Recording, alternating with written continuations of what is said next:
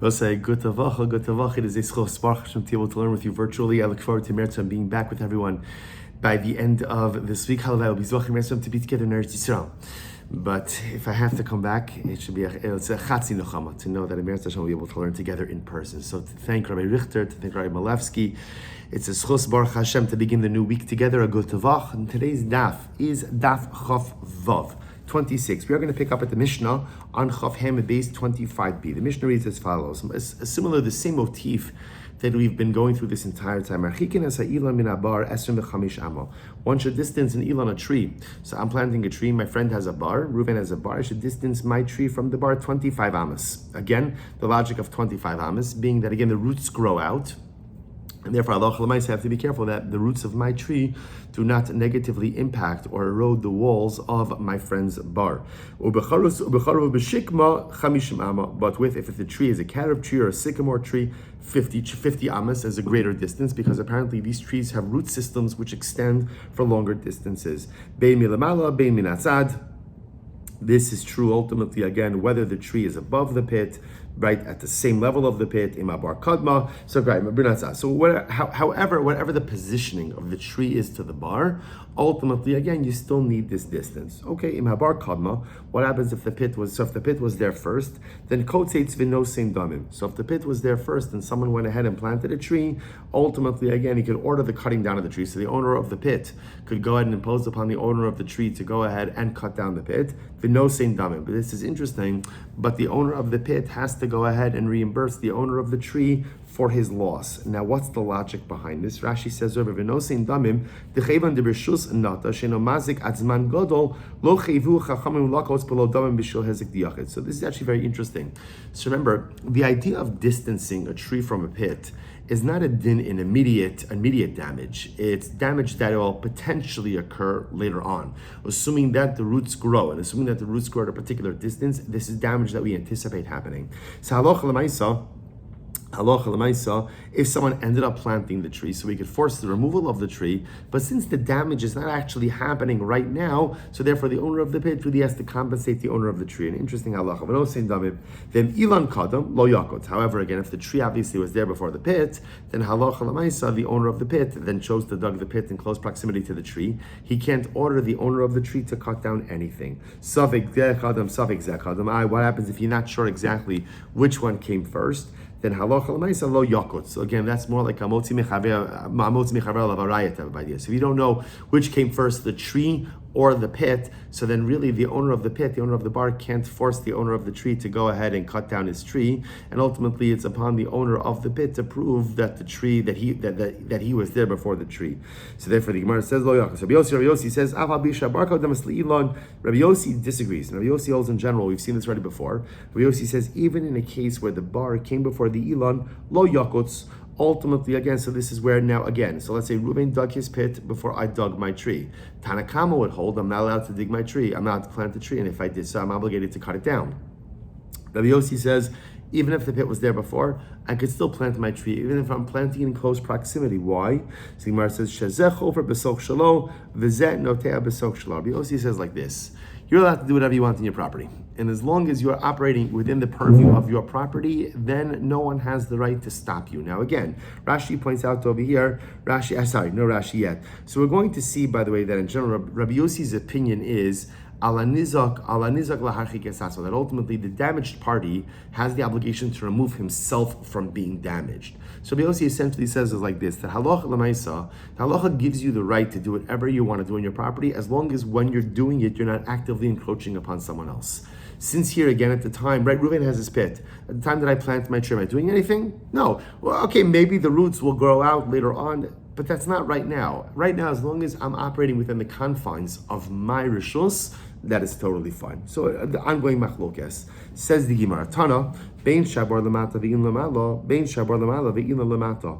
So remember again, the Mishnah said that the din, the obligation to distance the tree from the pit, applies whether the pit is above and the tree is below. In other words, let's say that they're on different levels, different gradings.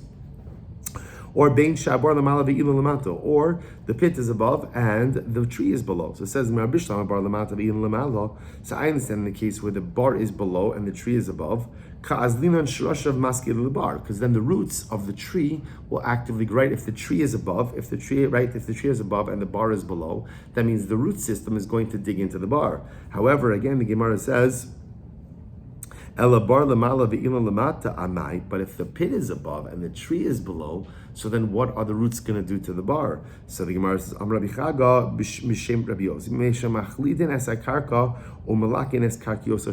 here's the issue. Even though in this case over here, where the bar is above and the tree is below, so the roots are growing in underneath the bar. Even if the roots don't actually go into the walls of the bar, they're going to be weakening the soil underneath the bar, and over time could cause the pit to cave in. Rabbi Yossi says, Rabbi Yossi says, even though the pit came before the Ilan, Rabbi Yossi holds that Allah Lamaisa, the owner of the pit cannot go ahead and impose upon the owner of the tree not to plant the tree. As long as everyone is acting in their own property, halacha l'maisa, neither could stop the other. Rabbi Yossi. Supposed to say the halacha. Now again, this is an important idea over here.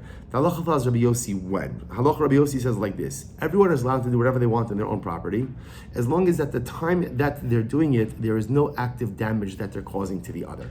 So remember, the whole premise of this Mishnah is that we're being roa asanol. We're seeing what's coming down the pike. So I'm planting a tree. Trees have roots. Roots grow. We've already established often roots grow sideways. So if I plant a tree in too close of a proximity to my neighbor's bar, there's a very real possibility that over time, my root system for my tree is going to grow into the Ruvain's bar and adversely impact his bar.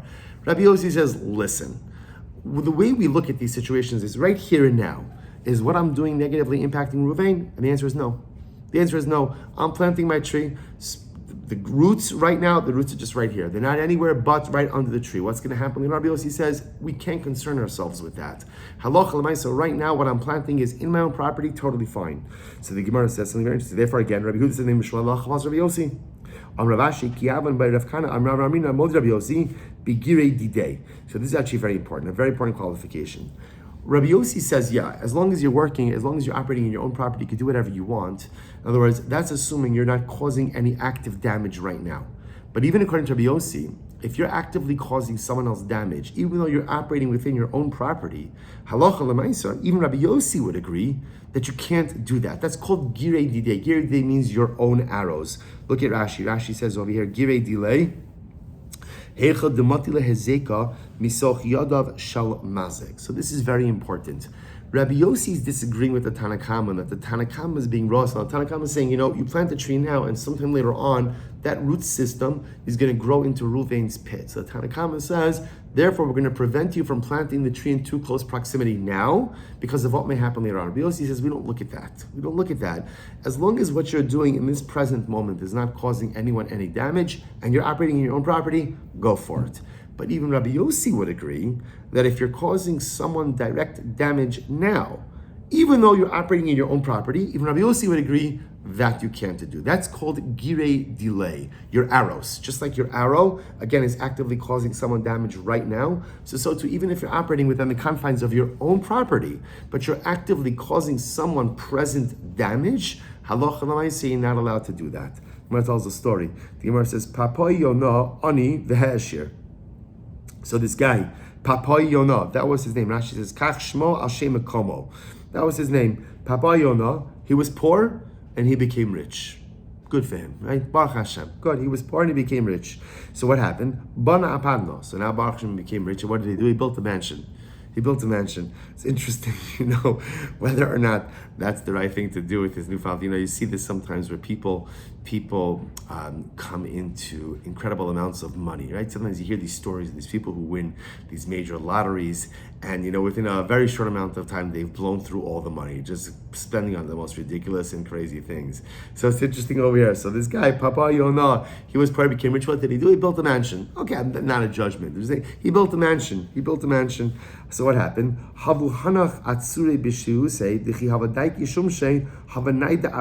So what happened?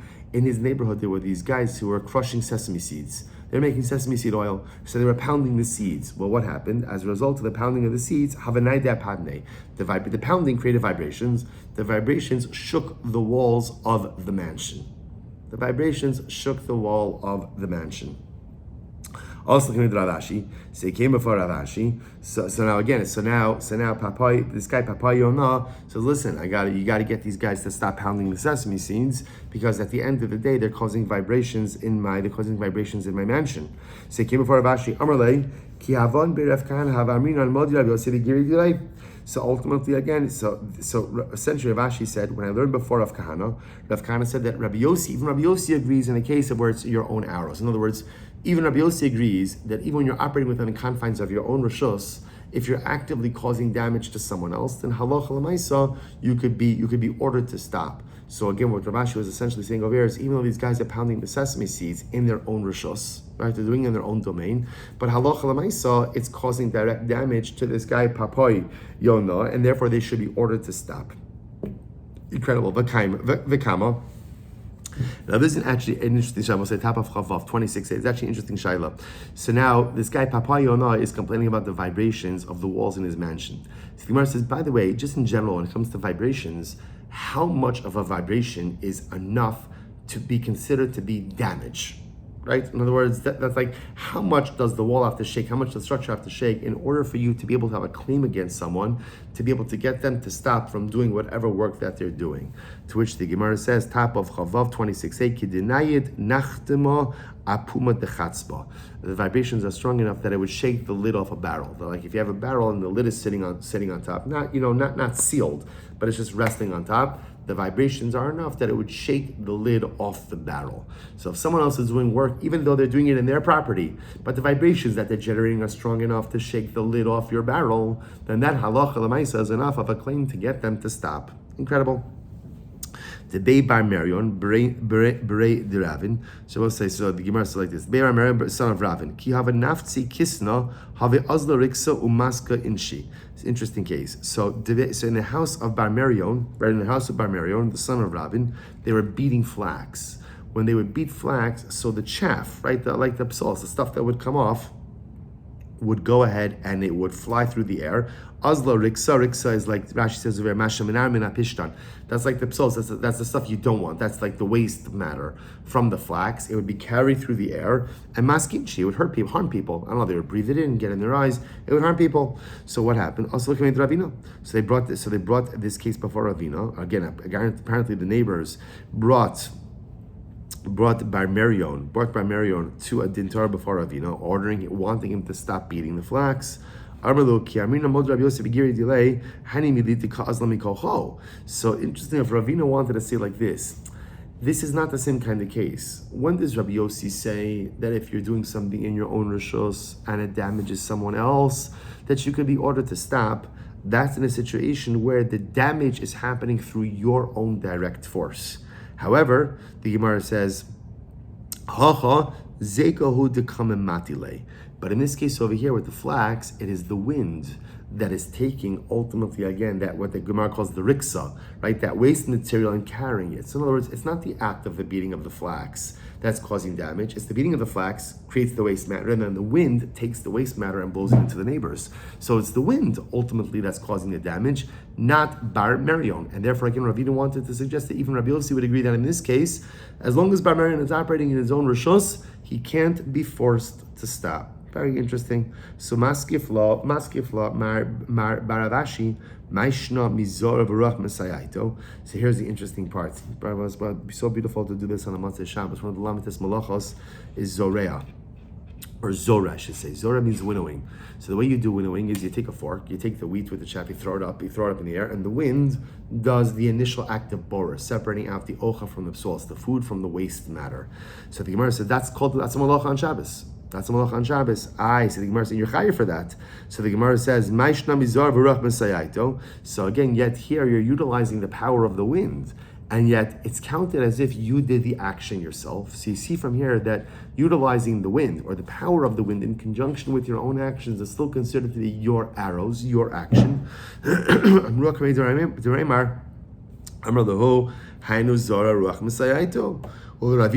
I said before, Amar said, you're right. The truth is, the flax case should be no different than the winnowing case. And just like in the winnowing case, you are chayav for winnowing on Shabbos, even though the wind is doing part of the work. So in the flax case, Bamarion should be ordered to stop because he's damaging other people with the riksa from the beating of the flax. So the Gemara says, Ravina Maishna, Miget Sayotzi Mitachas Hapatish Vehizik Techayev. Ravina, why should this case be any different than another case? You can say in this case, I'm a blacksmith, right? I'm a blacksmith and I'm banging the metal, and what happens? A spark comes out from underneath the hammer, the anvil, and goes out and damages someone. In that case, I'm chayiv. But again, don't we say maybe it's the wind also that's going ahead and carrying the spark? To which the Gemara says, Hasam nechale delezel, hachalo nechale delezel. Here's the difference, according to Rabina. In the case, ultimately, again, of the blacksmith, the smith wants the spark to go away. He doesn't want the spark. He doesn't want the fire anywhere near him. So therefore, he bangs it hard in an effort to get the spark far away. So he wants it to travel. That's why when it does travel and injures someone, he's chayiv for that because he wants it to travel. In the case of the beating of the flax, according to Ravina, so the guy beating the flax, he doesn't care if the riksa, if the waste material stays here or goes away. In other words, he doesn't need it to fly to the waste. He just needs the flax to be separated over here and the waste to go over here, but he doesn't need it to fly a distance. That's the fundamental distinction. So I'll say, so bottom line, by the way, just you should know, the way we paskin, Rambam paskin is like Rabbi Yossi. And therefore, halacha l'maisa, as long as you are operating within the confines of your own domain, you are permitted halacha l'maisa to go ahead and do whatever you want to do. Even though perhaps something you're doing now may cause damage to someone else in the future, essentially we look at what the situation is now and not what it could potentially become in the future. Again, but even Rabbi Yossi agrees that if you're operating in your own domain, but halacha l'maisa, you're doing something now that causes someone else damage, you can't claim, well, look, I'm operating in my own rishus, I can do whatever I want. No, if what you're doing in your own rishus actively damages someone else, that you can't do. And I will say there's a profound hashkafa l'maisa in this as well, because the truth is, the machlokas Tanakh Rabbi Yossi is how much do we have to think about the future when going ahead and acting in the present. So the Tanakh says, listen, before you do anything, you got to think about what it's going to be. And Rabbi Yossi essentially says that if you start thinking about what's going to be in the future before you act in the present, you're never going to do anything, because l'maisa, anything and everything could turn out well or it could turn out very badly. Rabbi Yossi says life is all about calculating your actions in the present, right now, based on where, even though again, Chazal tell us, you have to be ro'a as hanola, you have to see what's going to happen. But the truth is, very often in life, it's difficult to forecast what's going to be. And life is all about making the best decisions in the here and now. Based on where I am right now, based on the circumstances in front of me, based on the information I have at hand, what is the best life decision I could make? Again, if the decision is clearly bad, that's girei delay, that's your own arrows, certainly you can't do it. But other than that, this may happen, that may happen. Sometimes when a person overanalyzes all the different possibilities of what could go wrong in life, it leads to one inescapable conclusion, which is analysis paralysis. Analyze anything enough, and there's so much danger, there's so much risk, you're better off not doing anything. Rabbi Yossi says, as long as what you're doing right now is not damaging anyone, as long as what you're doing right now is not negatively impacting anyone, as long as what you're doing right now in the present makes sense, then you're allowed to do it. It's true halacha l'maisa and it's true hashkafa l'maisa. How many times in life are we presented with incredible opportunities for growth, and whether it's material growth or spiritual growth? And the truth is, we begin to think about, well, what about this? What about that? You see this all the time. People get locked into dead-end careers because they're so afraid to make a move. Because, well, one second, I have job security, I have this, I have my benefits, and of course, those are all important things. But they're so worried about, well, if I do this, this will happen, that'll happen. And in Ruchnius also, I want to take on this extra learning, I want to take on this extra davening, I want to take on an extra tzedakah, an extra this, but what about this, what about that? Analyze anything enough, and the only conclusion you're going to come to is inaction. Life is all about looking at the circumstances in front of you, looking at the range of possibilities in front of you, and making an informed decision in your present. Rabbi Yossi says, don't let yourself fall into the clutches of analysis paralysis. Says the Mishnah, Lo yita adam ilan somoch l'salei chaveiro, ela im kein hirchek mimenu arba amo. So we'll say, so now this is a different case over here. In this Mishnah, in the previous Mishnah, we were worried about root systems, right? We were worried about the fact that the roots grow out and damage. Here, we're not worried about roots for whatever the reason. Let's say I know for sure there's no root issue. You have a concrete wall that runs all the way down into the ground, or the type of tree only has roots that grow down. Whatever the Metzias is, There's no problem with roots over here. So what is the problem over here? So the Mishnah says you can't plant lo yita adam ilan samach l'sadei chaveiro ela imkin hirchek bimena arba amos. I can't plant a tree in proximity to my friend's field within Dalet Amos. I have to leave Dalet Amos of distance. Why Dalet Amos of distance? So this is a din in the plow. This is a din in the plow. So this ultimately, again, is that halach l'maisa, the tree needs to be plowed. So therefore, again, if you plant it right up next, if I plant my tree right on the border of my field with Ruvain, the plow is going to end up going onto Ruvain's field.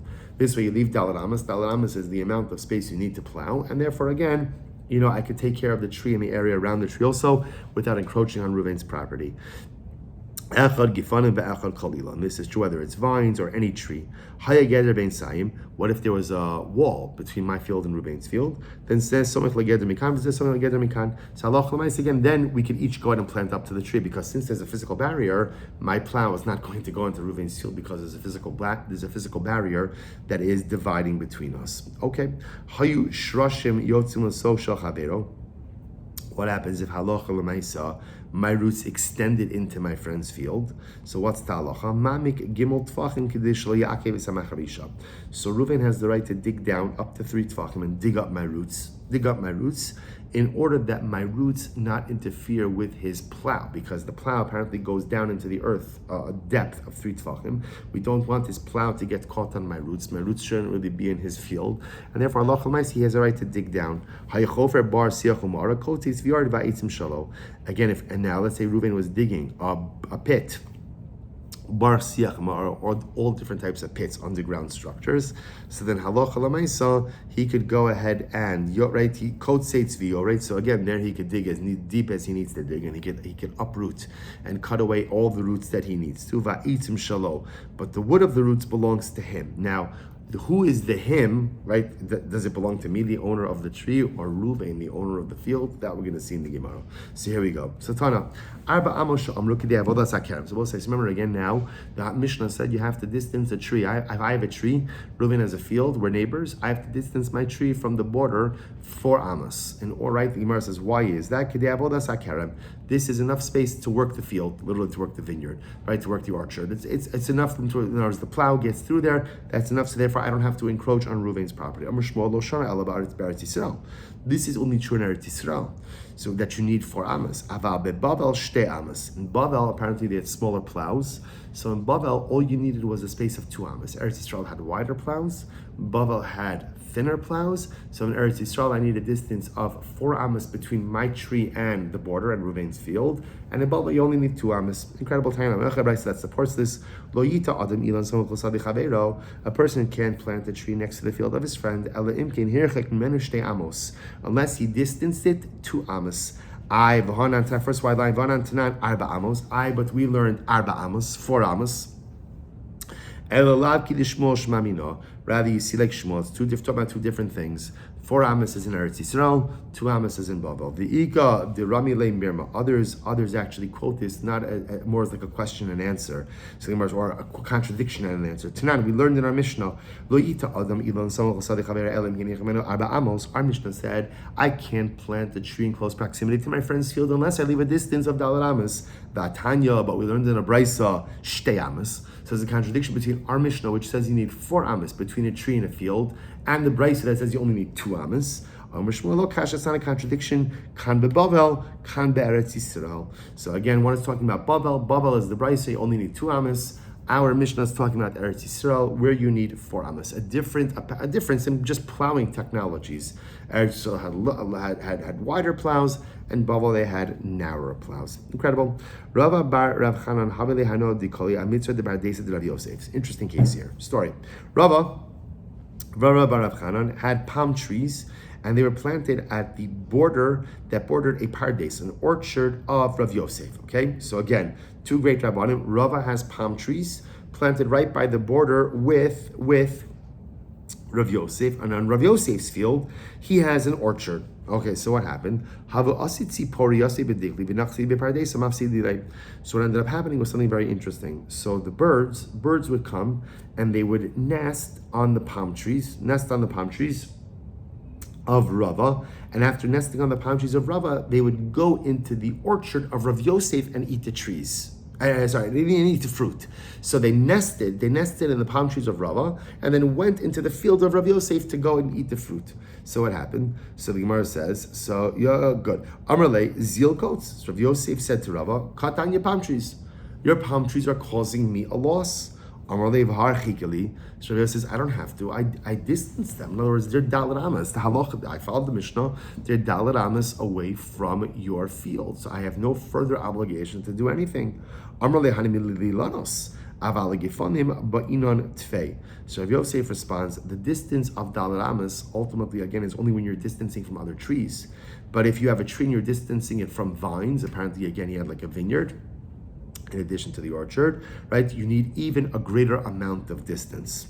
Really? So obviously, really, we learned echad gifanim ve'echad kol ilan amrale. So ultimately, again, so Rava responds, but that's not the halacha. The halacha says that it doesn't matter whatever you're distancing from, as long as you don't have a root problem. You just have to distance. I have to distance my item from my neighbor's field, dalet amas. And Rava says, I did that. I distanced my palm trees from your orchard, from your vines, dalet amas. So interestingly enough, Rav Yosef responded that it's only true when it's like items. So if I have a tree and my neighbor has a tree, or I have vines and my neighbor has a vine, in that case where we have like items, dalet amas is enough. But in a case where one neighbor has a tree and the other neighbor has vines, there's an obligation to distance the tree even further from the vines. Again, to prevent exactly this type of damage, where the birds essentially are going to nest on one tree, and then again, they literally have a bird's eye view into the fruit in the neighboring field. It's creating a hazard situation. Amrale analog kaitzina.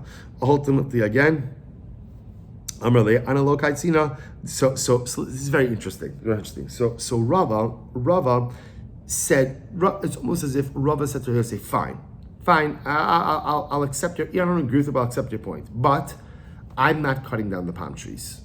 Why am I not cutting down the palm trees? Because what says an issue about tashchis. You're not allowed to destroy perfectly good palm trees. Now here's what's interesting. So there's a prohibition about tashchis. About tashchis says you can't engage in wanton or unnecessary destruction. Now what's interesting to note is something is only considered to be unnecessary or wanton if there's not a need. Obviously if there's a need, you're allowed to do it. So what's interesting in this case over here is the pashtas, there's a need, right? Because again, the birds are nesting on Rava's trees and going in and destroying Rav Yosef's produce. But what Rav was saying is like, Rav was saying, for me, I'm not doing anything wrong. I feel I'm in the right because I distance my trees. Okay, I don't want to fight, so I'm happy to give in to you. You think I'm damaging you? Fine, cut down the trees, but I'm not cutting them down myself because for me, I think it'll be about tashchis. But if you want to, gei gesund to hate. So Gemara says, "Amar Rav Chanina." Let's listen to this. Rav Chanina said, "Lo shachiv shichachas beri ela dekatz te'inasa below zmanei." So this is fascinating. Just actually a little bit overwhelming. Rav Chanina said that my son, shichachas, my son, only died because I cut down a teina. I cut down a fig tree, ultimately again before its time. So as I said, that's also like I don't know. I didn't have a chance to get my eye into that. Although there's Gemara Baba Kamo, so I have to go back to my notes and see again if we spoke about it back then. But it's actually a very overwhelming statement. The Rav Chanina says, my son Shichachas died only because I cut down a premature, right, a teina tree before its time. Now, it's also interesting over here that this lashon of Shichachas, interesting name. Right? Shichachas is from like lashon of forgetfulness. So ultimately, again, I think that there's what to say on this. That perhaps Rav Chanina is saying is like this, that lo shachiv shichas beri. Sometimes a son in just Talmudic lingo also means like our maisim, our actions, our mitzvos, our accomplishments are also called our children, right? Ela told us Noach. Sometimes again, the greatest thing that tzaddikim create are their own maisim tovim, are their own self. And so maybe what Rav Chanina is saying is like this, that sometimes the way we lose out on life is we cut things down prematurely. What does this mean? Just say it outside first, then we'll read into the words. That sometimes in life we embark upon a particular life mission, right? We have an idea, we have a goal, we have an aspiration, a dream. I take something on. And then what happens? I encounter a little bit of turbulence. And all too often, what happens after we encounter turbulence in life? We give up. We just give up. We just simply give up. And which is crazy because we live with this misguided notion that if something's meant to be, it should be easy. You see this like in relationships, right? People encounter relationship turbulence and they say, oh, it's terrible, it's not going to work. Why? Because if it was meant to be, it should be easy. And the truth is, there's nothing further from the truth. Beautiful relationships always have turbulence and require incredible work. And beautiful life initiatives, if something in life is meaningful and worth having, chances are you're going to have to struggle. And the more meaningful and more profound it is, the more you're going to have to struggle. And the true tragedy in life is that we start on things and then they become too difficult, so we just give it up, right? How many of us have life closets filled with half-started projects? Half-started projects. I took this on, I took that on. I started learning this, I started doing this. I made this Kabbalah, that Kabbalah. So why did we stop? It's simple. It's almost always the same for all of us. It just became a little bit too difficult. And the moment it became a little bit too difficult, simply I throw in the towel. And perhaps that's the pshat, in an agadic sense, that's the pshat. Lo shachiv shichachas beri. So Hanina is saying, I had a son, right? I have so many things that I began to produce. So many dreams, goals, visions, things that I wanted. So many, right? That's children. So many things I wanted to produce, but they become forgotten. Shichachas. They became forgotten. They started and then they were forgotten about. Why? I cut down the fig tree before it was ripe. I gave in. I threw in the towel. I gave up before I reached the finish line. So again, obviously, on the Pasha Prat Rabbi Chanina, again, Rav is quoting this as saying that halacha l'maisa, you don't cut down fruit trees unnecessarily. But perhaps on a deeper hashkafik level, Rabbi Chanina is saying, Lo shachiv shichachas beri. My life is filled with things that I birthed, but then forgot about. Why? Because I cut them down prematurely. Because I just simply threw in the towel. Let's say, how many things do we start and we don't finish? How many dreams do we begin to actualize and then we just stop simply because it becomes a little bit too difficult, becomes a little bit too inconvenient, or it just doesn't fit in the way that I thought it was going to fit in? How many things have we begun to birth, but then we forgot about them because we cut them down? We gave up on them prematurely. In any event, so Rava says to Rav Yosef, if you want to cut it down, but I'm not cutting it down. So the Gemara goes right. The Gemara says, Mar inei, if you want to cut it down, cut it down. Okay, so that's the end of the story. It's actually interesting. The Gemara doesn't say is, did Rav Yosef cut it down? Didn't he cut it down? I don't know. But in any event, the Rava said, if you want it, take it, but I'm not doing it. So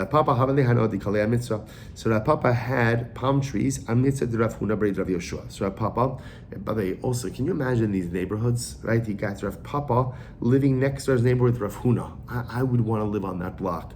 So Rav Papa had palm trees on the border in a field bordering with Rav Huna, Braid Rav Yoshua. So Azal Ashkechei the Chafar the Ka'etz Shirashav.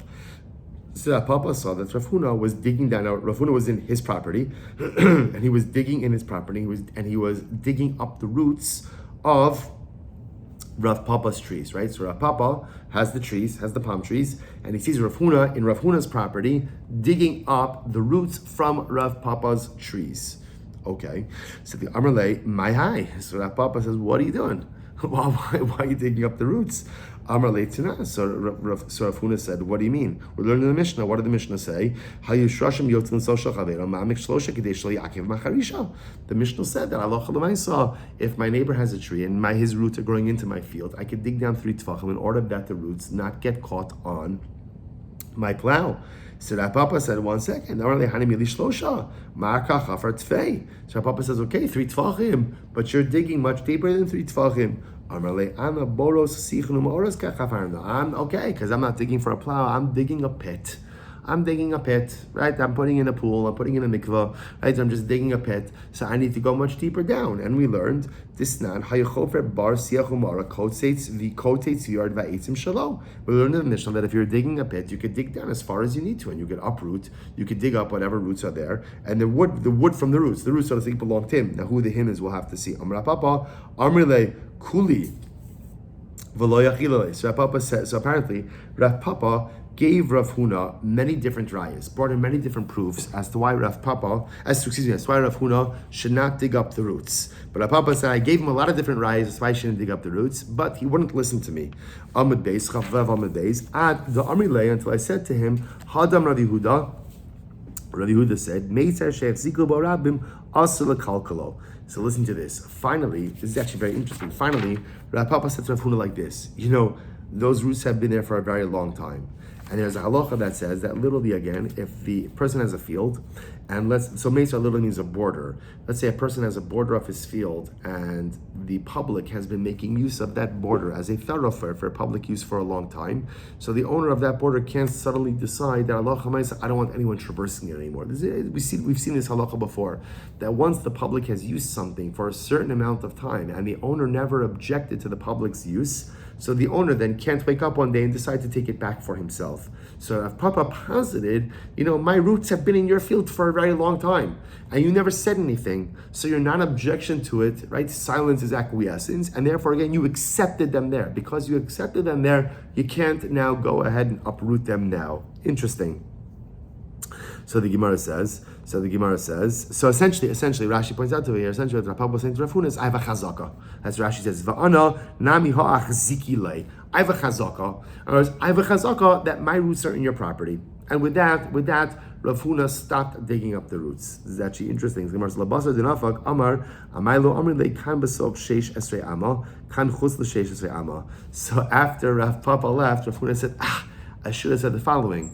That's true for the first 16 amos of roots, but I was digging up the roots outside of 16 amos. So we're going to see this in just a little bit. Take a look at Rashi. Besok sheish esrei ama le'ilon havye chazaka de'ilon aval chutz l'sheish esrei ama ein cheskaso chazaka she'af api shesh rasha mispashtin chaf heyamo. So we're going to see this in just a little bit. We're going to expound on this in just a bit. So apparently, a tree derives the overwhelming majority of its sustenance and nutrients from the first 16 amos of roots. Anything beyond that is not really contributing anything to the tree. So therefore, again, after Papa left, Rav Huna said, I should have said back to him, even if you have a chazaka, your chazaka is only on the first 16 amos of the roots. Apparently, Rav Huna was digging up past the first 16 amos. So after that, that's not doing any, you never had a chazaka on that anyway, and therefore I should have gone ahead and I should be halachically entitled to go ahead and uproot that. Interesting. Okay. But I'll just point out that Tosfos has a whole arichos on this over here, that the truth is the comparison anyway between something used by the public versus an individual is not really a good comparison, but okay, we'll leave it for a different time. Bar So remember again, so now again, here's what we got from the Mishnah, right? So the Mishnah taught me as follows. The Mishnah said that halacha l'maisa, I have to distance my tree from my neighbor's field. Now, halacha l'maisa, if my roots extend into Reuven's field. So what's the halacha? So first of all, if Reuven's going ahead and needs to plow his field, he could dig up roots within 3 tefachim of the top of the soil, because otherwise the plow is going to get stuck on those roots. That's the first halacha. Second halacha, if Reuven wants to dig a pit, he could dig down as much as he wants and remove whatever roots are in his way. That's the halacha. And again, the Mishnah said, Va'itim shalo, and the wood of the roots belongs to him. So who's the him? So the Gemara says, Boy min Rav Yaakov, Hadaiba mirav Chisda. So Rav Yaakov of Hadaiba, that's the name of the place, Hadaiba, said to Rav Chisda, asked Rav Chisda, Eitzim shami, who did the roots? So again, so now I have the tree, my roots grew into Reuven's field, okay, even though I distanced it, right? My roots grew into Reuven's field. Now Reuven has a right, and now Reuven wants to dig a pit. So he could dig down and he could uproot my roots. So now the Mishnah said, and the roots belong to him. So ask Rav Yaakov of Rav Chisda, who do the roots belong to? Do the roots belong to Ruvain, the owner of the field, or the roots belong to me, the owner of the tree? Eitzim Shalmi. So the Gemara says, so Rav Chisda responded, Teniso, we learned it. Shrasha Ilan Shal Hadyot, Habayim B'Shal Hadyot. This is an interesting case. So listen, I watch this. So let's say I have a tree, and let's say the roots of my tree extend into a field that belongs to the Beis HaMikdash. So extend into a field of Hekdish. So what's the halacha? Lo nenin v'lo mo'alin. So ultimately, again, I'm not permitted to get benefit from those roots, but if I do, there's no me'ila, which essentially means it's asr midrabanan. Asr midrabanan. Rashi says lo nenin midrabanan v'lo mo'alin. So right. So ultimately, again, I really shouldn't get hana, but if I did, it's not me'ila. So let's analyze this. So this makes sense if you say that roots, the status of the roots follow the tree. Mishum hachi lo mo'alin. That's why there's no me'ila. Really what it's saying is the roots really belong to the tree, and therefore again they're not hekdish. But midrabanan, since it's growing in a consecrated field, I really shouldn't use it. I shouldn't get hana, but if I did, there's no me'ila. So that makes sense if you say that the roots really belong to the tree, which then extending it to this case, even though Reuven's allowed to dig up the roots, right, to dig his pit, but the wood of the roots really should come back to me, the owner of the tree, because the roots are mine. But if you say that halacha l'maisa, we go after the karka, right? That ultimately, in other words, that the status of the roots is dependent on where they're growing, then I'm Maila Mo'alin. Then if that's the case, then if I have a tree and the roots grow into a field of Hekdish, the roots should be Hekdish. Elamai Basra Ilan Azlinon. Rather, what do you see from here? That the status of the roots goes after the tree. Basra Ilan Azlinon. So the Gemara says, Ema Seifo, look at the end of the Mishnah. Shel Hekdish, Haboim B'Shel Hedyot. What about the reverse case? You have a tree of Hekdish, right? And the roots of the Hekdish tree grow into my field, the Hedyot field. So what's the halacha? Lo nanin v'lo mo'alin. Ultimately, again, once again, lo nanin, you shouldn't get benefit from it. But if you did, there's no me'ila. Says the Gemara, v'i basar ilan azlinon. Now, if we go after the tree, if the status of the roots is really determined by the tree, amai lo mo'alin. Ultimately, again, why is there no me'ila? Right? Again, so which one is it? In other words, do the roots go after the status of the tree or don't go after the status of the tree? To which the Gemara says, my area bigidulan habayla achami. My area bigidulan habayla achami kanaskinan. Oh, so the Gemara says, different case.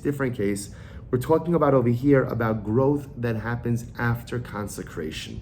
So I was saying, when you consecrate something, it's actually really interesting, and then the item experiences growth afterwards, then halacha l'maisa, those new growths do not necessarily have the same consecrated status. Very interesting. So the Gemara says, first I'll take a look at Rashi. Rashi says over here, midei area, maskana the kushu kolomar mikula lav area, he lo mashma minei basar ilan v'lo mashma minei basar karka. So really, again, you can't really create a clear inference at all over here about the status of roots. The time of Mishum the Hanach Shoshim Gidulim Abayim La'achar Shehut Kasha Iloni Vigel Mandar Mesechas Mila in Molam Gidulin after the Shoshi Hekdish was Sadeh Hekdish. So I'll say, listen to this. Gemara says Ravina Amarlo. So I'm sorry. V'Kasavar Ein Ila Gidulin. Now, just to illustrate this case, Ein Ila Gidulin. Let's say you were to be makdish a tree, and after your hekdish, what happens? So the roots grow. Everyone would agree. There's a mandabar that says that even those additional roots from a hekdish tree are not kodesh. Let's say it's growing in a hekdish field. So the Gemara says, therefore, over here we're talking about the roots are never going to be consecrated. In this case, whatever the status of the roots are, they're never going to be consecrated, because halacha l'maisa, anything that grows after this consecration has occurred do not have kedusha. Ravina gives a different answer. Ravina says, no, lo kasha. Here we go. Kan besoch sheish esrei amo, kan chutz l'sheish esrei amo. So Ravina wants to suggest the following. This is what we mentioned before. Let's say there's a difference in the status of roots. There's the roots for the first 16 amos of roots, and then after the 16 amos of roots. The roots for the first 16 amos are considered to be the primary roots of the tree, which provide the tree with sustenance. Those roots are attached to the tree and have the status of the tree. However, roots after 16 amos, those roots are considered to be separate and distinct from the tree. Take a look at Rashi. Rashi says over here, Ravina Amar Lo Kasha, Reisha Diktani Basra Ilan Azlinon Hainu Besoch Tez Zayin Amo. So therefore, again, the Reisha that says that the roots follow the status of the tree, that's within the first Tez Zayin, the first 16 amos of roots, which are the primary roots which provide the sustenance of the tree. Ultimately, those have the identity of the tree.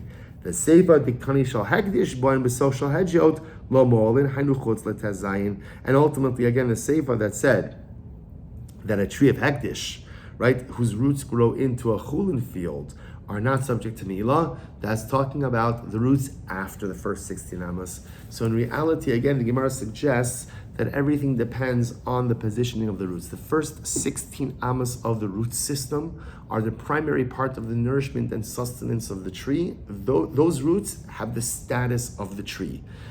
After 16 amas, again, don't have the status of the tree, not necessary. And I will say, therefore, for our purposes, what that means is as follows. So let's take this back to the Mishnah.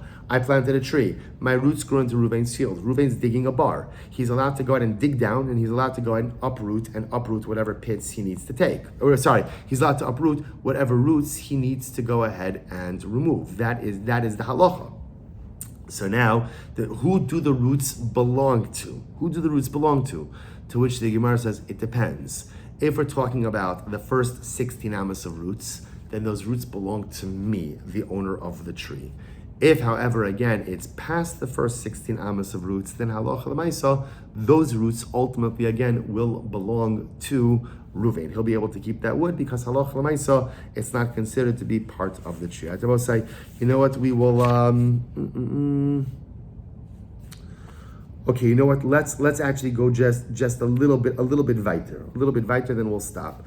So Amr Ula says, actually, we'll stop over for today. Shkoyach again. I miss all of you so terribly, but at least again, it's an incredible schosbach to learn with everyone. Wishing everyone a beautiful day, a good tevach, and halavai. Mir Hashem should be a week of where all of our hostages are returned, a week of incredible hatzlacha for our precious and holy soldiers, and halavai, a week of bisoros tovos and geula for all of Klal Yisrael.